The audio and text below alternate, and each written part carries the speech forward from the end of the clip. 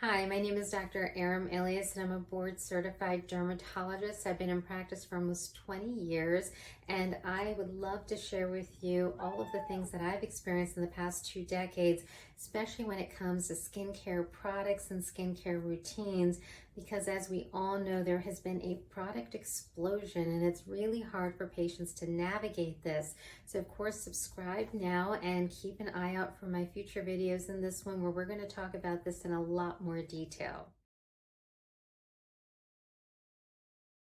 So, probably one of my biggest pet peeves when it comes to brand names and products that are available are ones that focus on marketing themselves based on these vague claims of, say, clean beauty or saying that they're free of certain ingredients.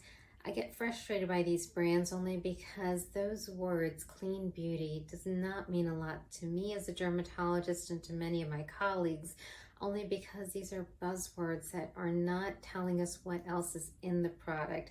A lot of times when you'll see a product, for example, that is ammonia free or sulfate free, these are things that are buzzwords that have really taken over. What they don't tell you is that there's probably some other ingredient in there that actually might be doing the exact same thing as the ingredient that they're substituting it for. But there's not a lot of buzz or marketing around those terms, so you just don't know that. I tend to prefer products that are really focused in on research and development and science to back them, as opposed to jumping on trends that really don't mean a whole lot in the skincare world overall.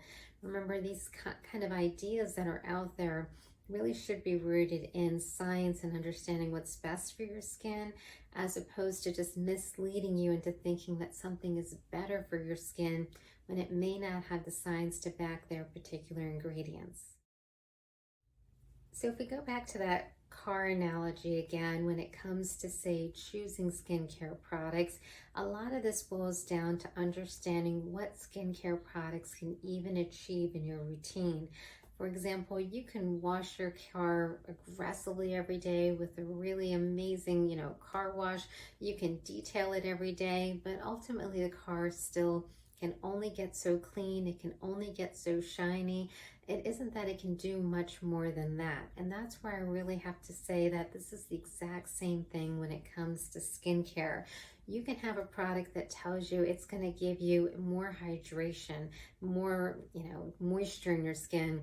But there is a maximum amount of hydration and moisture that your skin can probably hold on to that it's never quite clear to me where this conversation ends.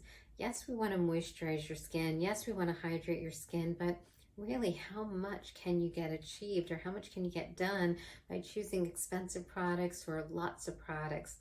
Ultimately, there's only so much moisture that can get into those superficial layers of skin, the exact same way that there's only so much you can do to, say, wax your car or clean your car. It's only so clean it can get or so shiny it can get that you really want to stop and take a step back and say, well, when you're choosing between two products or you're already using a product and you're wondering if you can get more moisture out of it, really stop and wonder how much more could you get, and perhaps talk to your dermatologist about what you're seeking to achieve.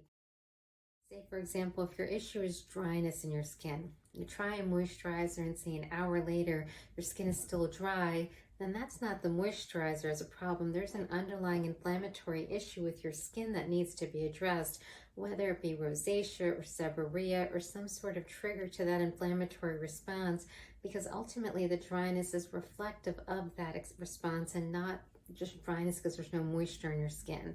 So really stop and think about why you're seeking better moisturizers or more hydration, and then we can talk about where that step could actually be better for you by choosing, a thicker moisturizer or just treating the underlying inflammatory response in your skin so that you find that your regular moisturizer works better for you.